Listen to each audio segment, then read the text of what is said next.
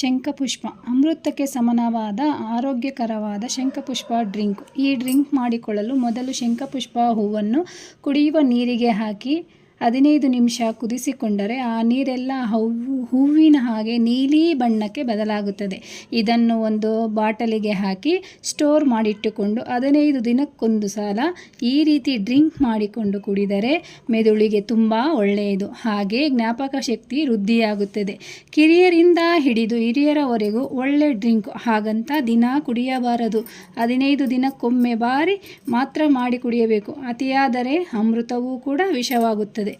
1 ಲೋಟ ನೀರಿಗೆ ಸಕ್ಕರೆ ಅಥವಾ ಕಲ್ಲು ಸಕ್ಕರೆ ಸೇರಿಸಿ ಶಂಖಪುಷ್ಪ ಹೂವಿನ ರಸವನ್ನು 3 ಸ್ಪೂನ್ ಸೇರಿಸಿ ನೆನೆಸಿದ 2 ಸ್ಪೂನ್ ಚಿಯಾ ಸೀಡ್ಸನ್ನು ಸೇರಿಸಿ ಅರ್ಧ ನಿಂಬೆ ಹಣ್ಣಿನ ರಸವನ್ನು ಸೇರಿಸಿ ಪುದೀನ ಎಲೆಯನ್ನು ಹಾಕಿ ಬೇಕಾದರೆ ಐಸ್ ಕ್ಯೂಬನ್ನು ಹಾಕಿಕೊಳ್ಳಿ.